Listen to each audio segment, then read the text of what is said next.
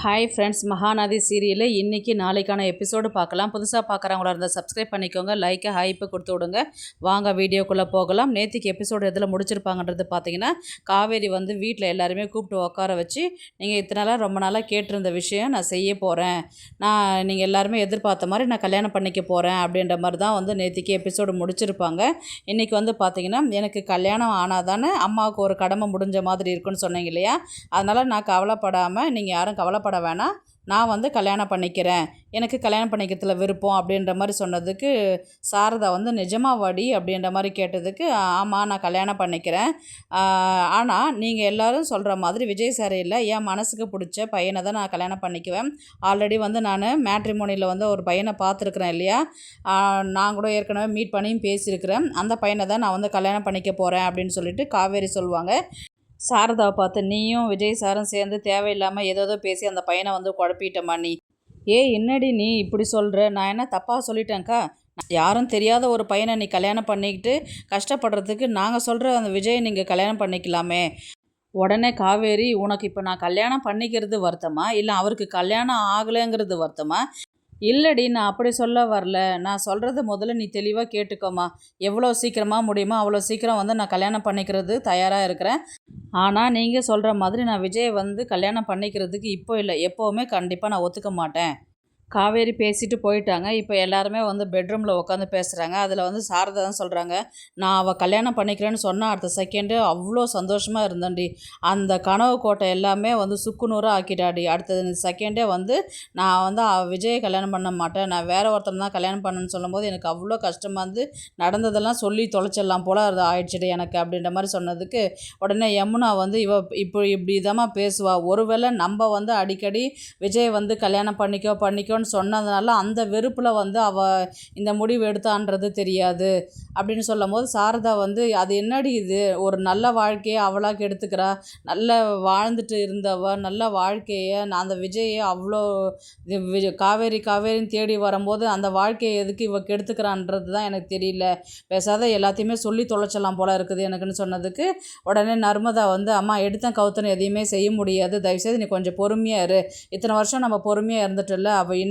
என்ன தான் செய்கிறான்றது பார்ப்போம், தயவுசெய்து நீ எந்த வேலையுமே அவசரப்பட்டு எதையுமே போயிட்டு அக்கா கிட்ட சொல்லிடாத. சாரதா வந்து 5 வருஷத்துக்கு முன்னாடி மாப்பிள்ளை கூட அவ்வளோ சந்தோஷமாக வாழறவ, இன்றைக்கி அந்த அந்த விஷயத்தெல்லாம் பார்க்கும்போது அவ்வளோ சந்தோஷமாக இருந்தது. இன்றைக்கி அவள் வாழ்க்கையில் அவளே மண்ணவாரி போட்டுக்குவா போலடி, எனக்கு ரொம்பவே பயமாக இருக்குதுடி.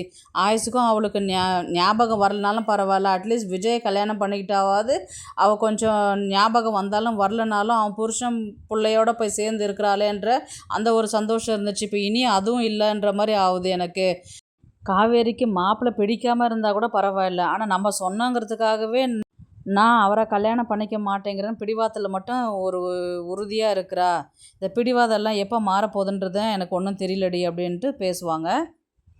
உடனே நிவின் வந்து, இந்த விஷயத்தை பற்றி இனி அவகிட்ட பேச வேண்டாம், கொஞ்ச நாளைக்கு இந்த விஷயத்த ஆறப்போடுவோம், அப்புறமா அதுக்கப்புறம் பார்த்துக்கலாம்.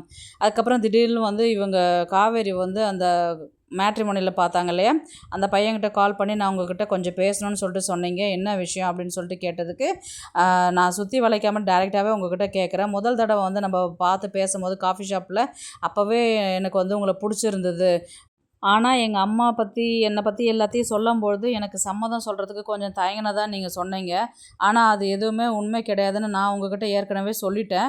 அன்னைக்கு நீங்கள் சரி, இன்றைக்கும் சரி, உங்களுக்கு கல்யாணத்தை பண்ணிக்கிறதுல வந்து உங்களுக்கு மனப்பூர்வமாக உங்களுக்கு விருப்பம் இருந்தால் நம்ம இதை பற்றி பேசுவோம் அப்படின்னு காவேரி கேட்கும்போது, எனக்கு அன்றைக்கே உங்ககிட்ட விருப்பம் சொல்கிறது தாங்க இருந்தேன், உங்கள் வீட்டில் உங்கள் அம்மாவும் பேசும்போது தான் எனக்கு கொஞ்சம் நான் டவுட்டில் நான் அது வேண்டாம் அப்படின்ற மாதிரி நான் விட்டுட்டேன் நான் அப்படின்னு சொல்லும்போது, உடனே காவேரி வந்து கேட்பாங்க, இப்போது உங்கள் வீட்டில் இந்த இந்த விஷயத்தை பற்றி பேசும்போது அவங்க ஒத்துக்குவாங்களா அப்படின்னு கேட்டதுக்கு, எங்கள் வீட்டில் என்னுடைய விருப்பம் தான், அதனால் எதுவும் அவங்க பிரச்சனை பண்ண மாட்டாங்க அப்படின்னு சொல்லுவேன். அடுத்த செகண்டே வந்து பார்த்திங்கன்னா, இல்லை நீங்கள் அப்போது நீங்கள் நாளைக்கே வந்து உங்கள் வீட்டில் கூட்டின்னு வந்து சம்மதம் பேசுகிறீங்களா, அப்போ தான் எங்கள் அம்மாவும் கொஞ்சம் மனசு மாறும் அப்படின்ற மாதிரி வந்து சொன்னதுக்கு, கண்டிப்பாங்க நாளைக்கு நான் வரேன் அப்படின்னு சொல்லிவிட்டு அவர் அங்கே வந்து கிளம்பிடுவார்.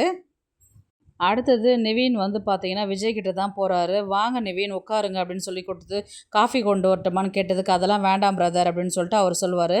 "நானே உங்களுக்கு ஃபோன் பண்ணலான்னு இருந்தேன், ஃப்ரீயா இருந்தா. வீட்டுக்கு வர சொல்லலான்னு இருந்தேன் நானு" அப்படின்னு சொல்லிட்டு சொல்லுவாங்க. "இருக்கட்டும் பிரதர்" அப்படின்னு சொல்லிட்டு சொல்லுவாங்க. காஃபி எல்லாம் எனக்கு வேண்டாம். நான் உங்ககிட்ட கொஞ்சம் ஒரு முக்கியமான விஷயம் பேசணும்" அப்படின்னு சொல்லிட்டு சொல்லுவாங்க. "சொல்லுங்க என்ன ஆச்சு?" அப்படின்னு சொல்லி கேட்டதுக்கு, "இன்னைக்கு காவேரி வந்து கல்யாணம் பண்ணிக்கிறேன்னு சொல்லிட்டு கிளியராவே சொல்லிட்டா. வீட்ல இருக்கிற நாங்க எல்லாருமே வந்து பார்த்தீங்கன்னா, காவேரி கிட்ட வந்து உங்கள கல்யாணம் பண்ணிக்க சொல்லும்போது வந்து, அவ ரொம்ப ஸ்ட்ராங்கா வந்து, உங்கள மட்டும் நான் கல்யாணம் பண்ண மாட்டேன். ஆல்ரெடி வந்து மேட்ரிமோனில பார்த்துருக்கிற பையன நான் கல்யாணம் பண்ண போறேன் அப்படின்ற மாரி அவ கிளியராவே சொல்லிட்டா. எங்களுக்கு என்ன பண்றதுன்னு ஒண்ணுமே புரியல பிரதர்" அப்படின்னு சொல்லிட்டு நிவின் சொல்லும்போது, திரும்ப திரும்ப காவேரி கிட்ட உங்கள கல்யாணம் பண்ணிக்கிற விஷயமா பேசிக்கிட்டே இருக்கிறதுனால கூட, அவ அவசரப்பட்டு இப்படி ஒரு முடிவுக்கு வந்துட்டாளான்றதும் தெரியல. என் மேல இருக்கிற வெறுப்புனால கூட அவ எடுத்த முடிவா இருக்கும். அவளுக்கு சீக்கிரமா வந்து பழைசு ஞாபகம் வருமா? வரலனாலும் பரவாயில்ல. உங்கள கல்யாணம் பண்ணிக்க அவ சம்மதிப்பான்னு நெனச்சோம். ஆனா, நம்ம நெனச்ச மாதிரி எதுவுமே நடக்கல பிரதர்" அப்படின்னு சொன்னதுக்கு, காவேரி பேசினதெல்லாம் பார்த்தா, இந்த விஷயத்துல அவ ரொம்ப ஸ்ட்ராங்கா இருக்கிற மாதிரி தான் எனக்கு தெரியுது. காவேரிக்கு எல்லாத்தையுமே எடுத்து சொல்லி புரிய வச்சு அவள சமாதானப்படுத்துறதா, இல்ல அவ கூட சண்டை போட்டு அவ முடிவ மாத்து அப்படின்னு சொல்றதான்றது எனக்கு ஒண்ணுமே புரியல பிரதர். அப்படின்னு சொன்னதுக்கு விஜய் வந்து, "நீங்கள் சொன்ன மாதிரி எல்லாரும் சேர்ந்து அவகிட்ட என்ன கல்யாணம் பண்ணிக்கங்கன்னு சொன்னதுனால கூட அவ இதை வந்து அவ வற்புறுத்தலின் பேரில் கூட அவள் எடுக்கிறதுக்கு நிறைய சான்சஸ் இருக்குது" அப்படின்ற மாதிரி விஜய் சொல்கிறாரு. "என்ன நடந்தாலும் நம்ம ஃபேஸ் பண்ணி தான் ஆகணும், பார்த்துக்கலாம் விடுங்க" அப்படின்ட்டு விஜய் சொல்கிறாரு. அடுத்தது பார்த்தீங்கன்னா, ராதா தான் வந்து சோமுகிட்ட பேசுகிற மாரி இருக்கும். காவேரி வந்து ஏதோ மேட்ரிமோனில வந்து இருக்கிற ஒரு பையன பார்த்து, அந்த பையன தான் கல்யாணம் பண்ணிக்க போறேன்னு சொல்லிட்டு நிவின் கிட்ட சொன்னதாவும், நிவின் வந்து விஜய் கிட்ட சொல்லிட்டு இருக்கிறாப்பா அப்படின்ற மாரி சொன்னதுக்கு, உடனே சோமு வந்து, "ஐயோ கடவுளே! இது என்ன சோதனை நம்ம வீட்டுக்கு மட்டும். ஏன் இப்படி கஷ்டம் மேல கஷ்டம் குடுக்குறான் கடவுள்" அப்படின்னு சொல்லிட்டு அவர் யோசிக்கிறாரு. உடனே ராதா வந்து, "நம்ம நெனச்சது எதுவுமே நடக்காது போயிடுமோன்ற பயமா இருக்குதுப்பா. இப்படி ஒரு சூழ்நிலை வரக்கூடாதுன்னு தான் நான் நெனச்சேன்."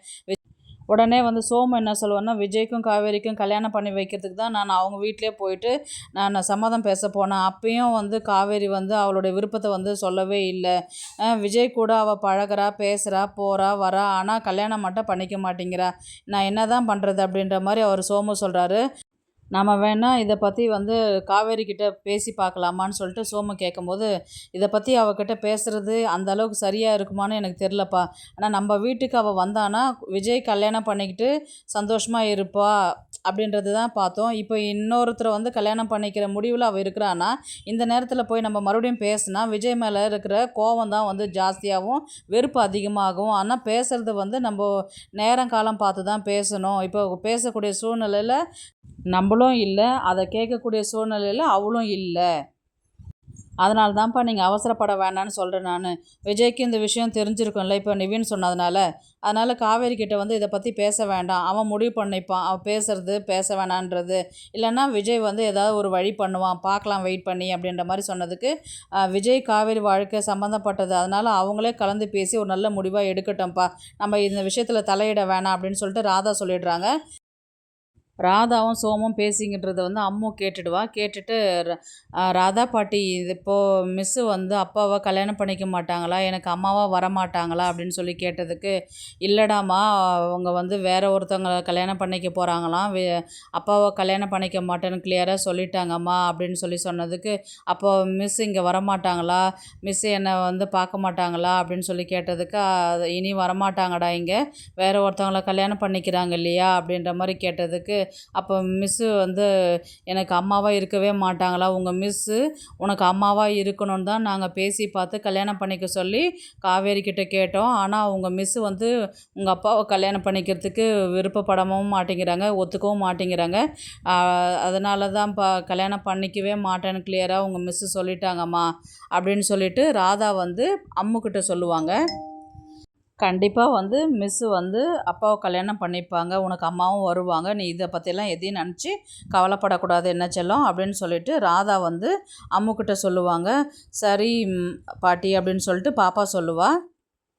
அடுத்தது வந்து காவேரி வந்து சாப்பிட்றதுக்கு வரத்துக்கு முன்னாடியே வந்து பார்த்திங்கன்னா வீட்டில் எல்லாருமே உட்காந்து சாப்பிட்டுட்டு இருப்பாங்க. யாருமே வந்து இவகிட்ட பேசவே மாட்டாங்க. அப்போ இவங்களே தட்டு போட்டு இட்லி வச்சு இவ சாப்பிட்டுட்டு இருப்பாங்க. பொறை ஏறும். தண்ணி வேறு கொடுக்கறதுக்கு வரத்துக்கு முன்னாடி இவங்களே தண்ணி எடுத்து குடிச்சிட்டு வெயிட் பண்ணிட்டு இருப்பாங்க. அதுக்கப்புறம் வந்து பார்த்திங்கன்னா காவேரி பேச ஆரம்பிப்பாங்க. இந்த மாதிரி நான் நேத்திக்கு சொன்னேன் இல்லை விஷயம், நான் வந்து அந்த பையனை போய் பார்த்து பேசிட்டு வந்தேன் நான் சொல்லிட்டு சொல்லும்போது, நர்மதா உனக்கு இட்லி வேணுமாடி அப்படின்னு சொல்லி கேட்டதுக்கு, என்னம்மா நான் முக்கியமான விஷயம் பேசிட்டு இருக்கிறேன், நீ அவாய்ட் பண்ணுற மாதிரி அவகிட்ட இட்லி வேணுமான்னு கேட்டுட்டு இருக்கிற நீ அப்படின்னு சொன்னதுக்கு, என்னடி பேச சொல்கிற, நாங்கள்லாம் வீட்டில் இருக்கும்போது உன் இஷ்டத்துக்கு நீ போயிட்டு அந்த பையன்கிட்ட பேசிட்டு வர அப்படின்னு சொல்லிட்டு சொன்னதுக்கு, ஆமாம் இப்போ நாளைக்கு அவங்க வீட்டில் இருக்கிறவங்களாம் சம்மதம் பேச வீட்டுக்கு வராங்க அப்படின்னு சொன்னதுக்கு எல்லாருக்குமே ஆச்சரியமாகவும் இருக்கும், அதிர்ச்சியாகவும் இருக்கும். என்னது சம்மதம் பேச வராங்களா அப்படின்ற மாதிரி கங்கா பேசி முடிப்பாங்க. அப்படியே எபிசோடு வந்து முடிப்பாங்க. நாளைக்கு வந்து என்ன சொல்லுவாங்க, என்னடி உன் இஷ்டத்துக்கு ஆட்டம் போட்டுருக்கிற, இப்போ யாரை கேட்டு அவங்கள நீங்கள் பொண்ணு பார்க்க வர சொல்கிற, வீட்டில் நாங்கள்லாம் இருக்கிறோன்னா எங்களை கேட்டு எந்த வேலையுமே செய்ய மாட்டேன், உன் இஷ்டத்துக்கும் எல்லாத்தையுமே பண்ணிட்டு இருப்பியா நீ அப்படின்னு கேட்டதுக்கு, எல்லோரும் உடனே காவேரிக்கு கோவம் வந்து, எல்லோரும் என் இஷ்டத்துக்காக நீங்கள் பண்ணுறீங்க, எனக்கு எது விருப்பம் இல்லையோ அதை தான் நீங்கள் செய்கிறீங்க, அப்போ எனக்கு எது விருப்பமாக இருக்கோ அதை தானே நான் செய்ய முடியும் அப்படின்னு சொல்லி சொன்னபோது, உன் இஷ்டத்துக்கும் பண்ணுறக்கிறவா அப்போ எதுக்கடி எங்ககிட்ட வந்து நீ சொல்லிட்டு இருக்கிற அப்படின்னு சாரதா கேட்பாங்க.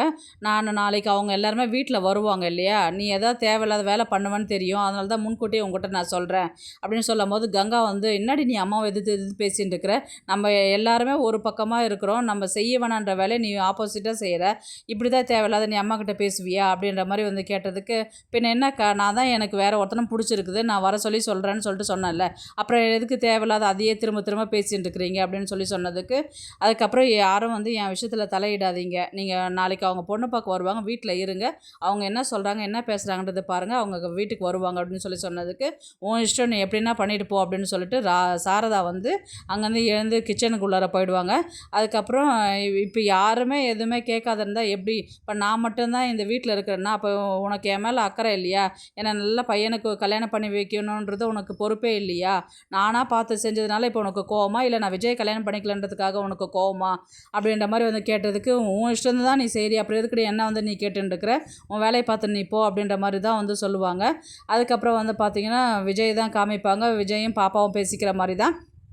பாப்பா வந்து என்ன சொல்லுவாங்க, ராதா பாட்டி இந்த மாதிரிலாம் அம்மா வந்து இவங்க மிஸ் வந்து உங்களை கல்யாணம் பண்ணிக்க மாட்டேன்னு சொல்கிறாங்களே, நிஜமாவாப்பா அப்படின்னு சொல்லி கேட்டதுக்கு, அதெல்லாம் இல்லைடா உனக்கு யார் சொன்னதுன்னு கேட்டதுக்கு, ராதா பாட்டி தான் சொன்னாங்க அப்படின்னு சொல்லிட்டு சொன்னேன். அதெல்லாம் ஒன்றும் இல்லைடா, அவங்க கண்டிப்பாக நம்மளை தேடி வருவாங்க, உனக்கு அம்மாவாக இருப்பாங்க, நீ அதை பற்றிலாம் யோசிக்கக்கூடாது, என்ன நீ போய் தூங்கு அப்படின்ற மாதிரி தான் வந்து சொல்லி விடுவாங்க. பாப்பா என்ன பண்ணுவா, யாருமே கவனிக்காத நேரத்தில் வந்து நம்மளா போய் மிஸ்ஸுக்கிட்ட பேசினா கண்டிப்பாக வந்து அப்பாவை கல்யாணம் பண்ணிக்கிறதுக்கு அவங்க சம்மதிப்பாங்கன்னு சொல்லிட்டு அவள் வீட்டை விட்டு யாருக்கும் தெரியாததான் கிளம்பி வர மாதிரி தான் இருக்கும். அதுக்கப்புறம் வர வழியில் வந்து பார்த்திங்கன்னா, ஒன்று அவள் தொலைஞ்சு போகிற மாதிரி இருக்கும், இல்லைனா அவளுக்கு அடிபட்டு ஹாஸ்பிட்டலுக்கு கூட்டிகிட்டு போகிற மாதிரி இருக்கும். இதுக்கு எல்லாத்துக்குமே மெயின் பிரச்சனை வந்து பார்த்திங்கன்னா காவேரி தான். காவேரி ஒழுங்காக விஜயை கல்யாணம் பண்ணிக்கிறேன்னு சொல்லிட்டானா இந்த பிரச்சனையே வந்திருக்காது, இதுக்கு எல்லாத்துக்குமே இவ தான் காரணம் அப்படின்ற மாதிரி தான் வந்து சாரதா வந்து காவேரி திட்டுற மாதிரி தான் இருக்கும். இங்கே பொண்ணு பார்க்குற நிகழ்ச்சி நடக்கும், அங்கே பாப்பாவுக்கு எதனா அடிபட்டு ஹாஸ்பிட்டலுக்கு கூட்டிகிட்டு போகிற மாதிரி தான் இருக்கும். அப்படி இல்லைன்னா பொண்ணு பார்க்குற இடத்துல வந்து பாப்பா வந்து நின்றுட்டு அம்மான்னு கூப்பிட்ற மாதிரி தான் இருக்கும் காவேரியை.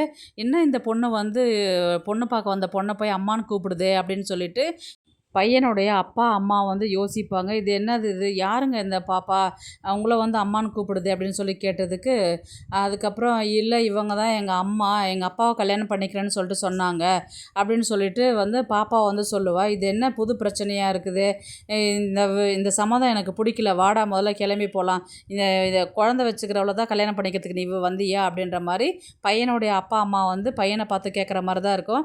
என்னங்க நீங்கள் எல்லாத்தையும் என்கிட்ட சொன்னீங்க, இந்த விஷயம் நீங்கள் என்கிட்ட சொல்லவே இல்லையே அப்படின்னு சொல்கிற மாதிரி தான் அந்த பையன் வந்து கிளம்பி போகிற மாதிரி தான் இருக்கும். இவங்க காவேரி வந்து என்ன இது என்றைக்கும் இல்லாத திருநாளாக இவன் வந்து அம்மான்னு கூப்பிட்றாள் அப்படின்னு சொல்லிட்டு அந்த அந்த அந்த பதற்றத்திலே வந்து பார்த்திங்கன்னா அப்படியே வந்து எபிசோடை வந்து முடிக்கிற மாதிரி தான் இருக்கும். பார்க்கலாம் கதையை வந்து எப்படி எடுத்துகிட்டு போகிறாங்கன்றது. இந்த வீடியோ உங்களுக்கு பிடிச்சிருந்தா ப்ளீஸ் லைக் பண்ணுங்கள், ஷேர் பண்ணுங்கள், சப்ஸ்கிரைப் பண்ணுங்கள். தேங்க்ஸ் ஃபார் வாட்சிங். இந்த வீடியோ உங்களுக்கு பிடிச்சிருந்தா ஒரு லைக் போடுங்க, நம்ம சேனலை சப்ஸ்கிரைப் பண்ணுங்க.